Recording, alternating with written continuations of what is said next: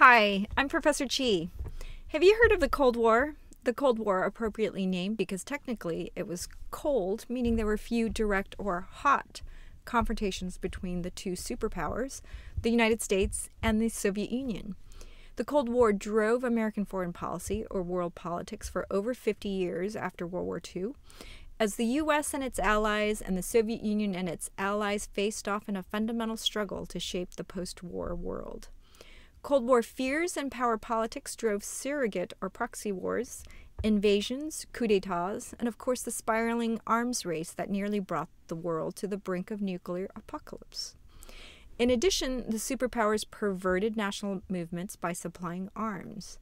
While a few positive legacies remain, such as a space race and the internet, the Cold War left a heavy toll of countless millions of human lives, trillions of dollars, and a great deal of human angst and suffering. The Cold War is a conflict between two superpowers, the U.S. and the Soviet Union, from 1946 to 1990, which polarized the world into spheres of influence for the U.S. and the Soviet Union along political, ideological, and economic hostile lines. It is called a Cold War, not hot, because both countries refrained from direct armed conflict in Europe, but not in Africa, Asia, or Latin America.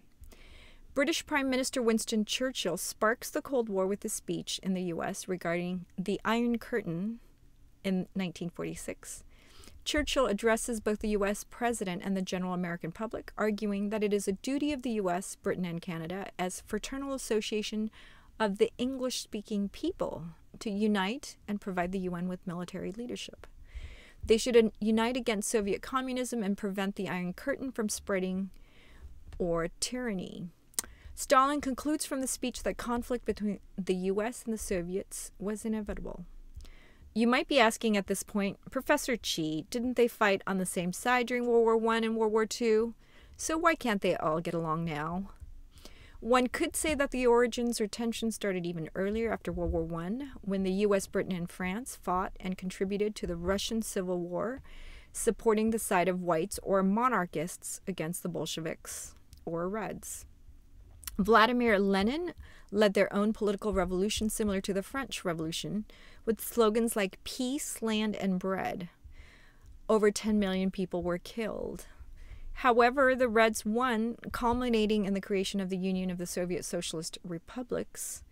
While Lenin's policy included some market reforms, Stalin was a different kind of totalitarian leader, which made the Allies nervous about the spread of any communist or even leftist regimes or even ideas. This fear of a communist takeover was at the heart of American policy, articulated by the Truman Doctrine of 1947. To limit the spread of communism through a policy of containment.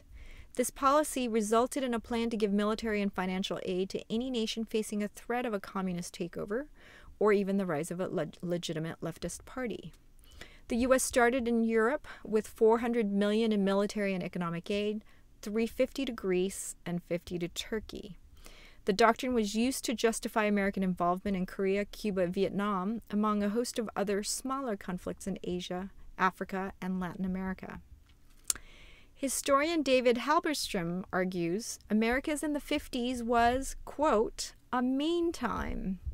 The nation was ready for witch hunts. We had come out of World War II stronger and more powerful and more affluent than ever before, but the rest of the world, alien and unsettling, seemed to press closer now.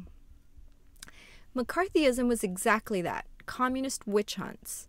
Thousands of Americans were blacklisted, including Hollywood stars, directors, and writers, leading to destructions in careers, reputations, and sometimes lives. More importantly, the American rights of free speech, thought, and association were openly and publicly dismantled under McCarthyism for nearly a decade. One of the post-war Cold War casualties involved the partition of Germany into two, the German Democratic Republic, East, and the Federal Republic of Germany, or West. Berlin, the former capital of Germany, but now within East Germany, was also divided into East and West. The Berlin Wall, while not constructed until 1961, was the symbolic, as well as physical wall of separation between these two superpower-influenced blocs. President Kennedy allowed the Soviets under Khrushchev to construct in 1961 the wall to stop the immigration of skilled laborers from east to west.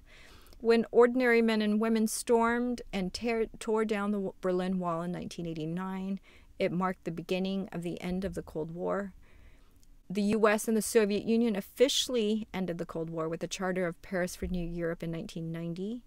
The following year, the Soviet Union collapsed into 15 separate countries. Let us discuss a few examples that shaped the Cold War. The Korean War, aka the Forgotten War that globalized the Cold War, and the Bay of Pigs and Cuban Missile Crisis that brought us nearly to the brink of war, and then détente, or the easing of tensions.